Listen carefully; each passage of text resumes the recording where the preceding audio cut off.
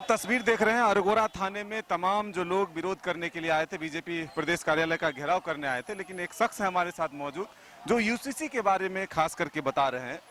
क्यों नहीं एक देश एक निशान एक कानून होना चाहिए? इससे पहले 2014 में जब बीजेपी और आरएसएस सत्ता में आई, उसका नारा क्या था? सबका साथ, सबका विकास और सबका विश्वास। क्या ये यूसीसी से टकराता है क्या? आप तो ये नारा दे क्या है? सबसे इक्वलिटी की बात की आपने, समानता की बात किया, स्वतंत्रता की बात की आपने, हैं? तो फिर आपको यूसीसी की जरूरत है? अमर्त्य सेन जो इस देश के पहले नोबेल प्राइज विनर हैं इकोनॉमिक्स में, इक्तिसादियात में, अर्थशास्त्र में, उन्होंने कहा कि हजारों साल पहले भी हम बगैर यूसीसी के इस देश में मान सम्मान स्वाभिमान और अभिमान के साथ जिंदा थे।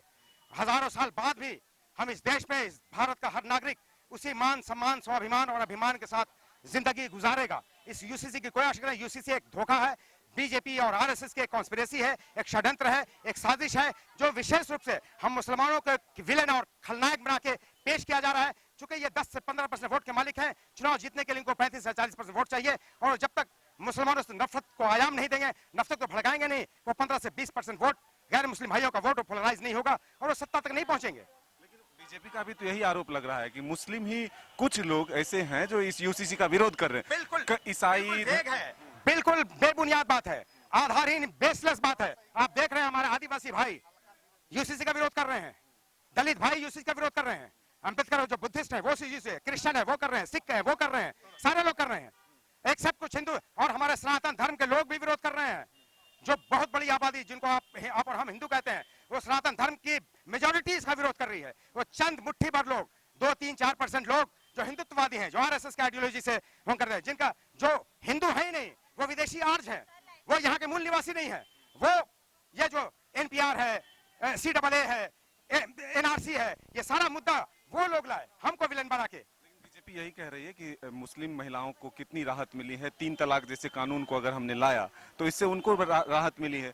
अब एक कानून बनता है तो फिर दिक्कत क्या है? उनको भी फायदा। इस देश में धारा 302 नहीं है क्या? हत्या के लिए धारा 302 है ना? इस देश में मर्डर नहीं हो रहे क्या? मर्डर कम हो गए क्या? कि मर्डर का आंकड़ा तो डे बाई डे बढ़ता जा रहा है। कानून बनाने से क्या हो जाएगा? आप न्याय दो लोगों को। आज इस देश में आदिवासी समाज, हमारा भाई 72 साल से सरना धर्म कोड की डिमांड कर रहा है। उस कोड को क्यों आपने लटका दिया? यूनियन गवर्नमेंट है, सेंट्रल गवर्नमेंट है, यहाँ के विधानसभा से यूनानिमसली पारित कर दिया गया, सर्वसम्मति से पारित कर दिया गया। आपने क्यों अटका दिया? अगर कोड लागू करना है तो आदिवासी सरना धर्म कोड लागू करो। अगर तुमको डिमांड आज युवाओं का डिमांड है रोजगार, युवाओं की डिमांड है कि रोजगार दो, शिक्षा दो, स्वास्थ्य सेवाएं दो, लोगों को सुरक्षा दो, दलितों, आदिवासियों, मुसलमानों, इस देश के मूल निवासियों को सुरक्षा दो। जो डिमांड है, अहम डिमांड है।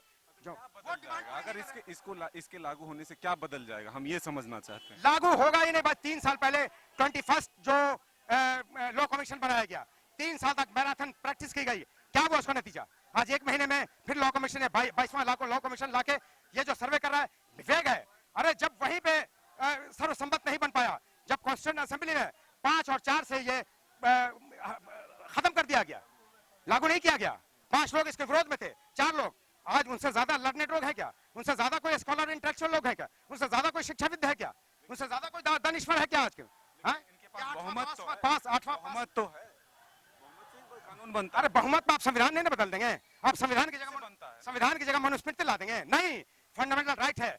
कुछ संशोधन तो होता है ना कानून में, जिसके पास आंकड़े हैं वो संशोधित कर लेगा। भाई मेरा संशोधित कर लेगा तो हम विरोध इसी के लिए विरोध करने आए हैं। जनता देखिए, विरोध क्यों? जनता जनार्दन है इस देश में, जनता सर्वोपरि है। हम ही सत्ता देते हैं, सत्ता से बेदखल भी हम ही करेंगे। सत्ता देकर मालिक तो बनाते हैं।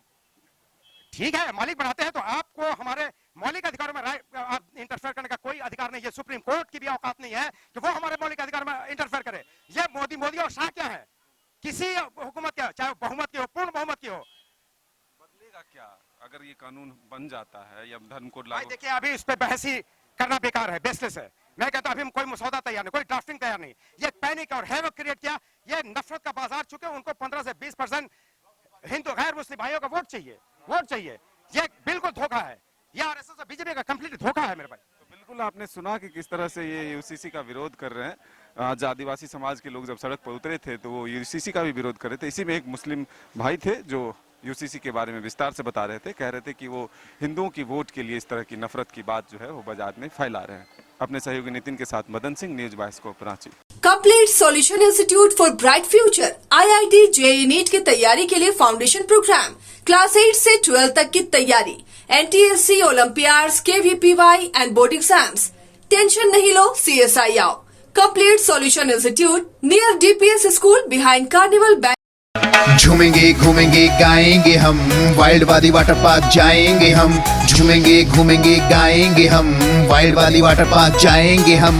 वाटर पार्क में फुल ऑन फन करेंगे, फैमिली संग वाइल्ड वादी चलेंगे। वाइल्ड वादी एंड अम्यूजमेंट वाटर पार्क एक नए अवतार में तो तैयार हो जाइए वाइल्ड वादी में अनलिमिटेड मस्ती के लिए। यहाँ लॉकर और कॉस्ट्यूम का कोई चार्ज नहीं, साथ ही 33 फीट की हाइट से मल्टी लेन और बर्ड पार्क का भी ले फुल मजा। वाइल्ड वादी अम्यूजमेंट वाटर पार्क, हजाम, रांची। वेलकम टू चाचा मामा दंगल। हास्य अदाकार संजय मिश्रा से गुजारिश है कि वह अखाड़े में कूदे और फुलटूस को ट्रॉफी से नवाजे। लगता है समाधि ले ली।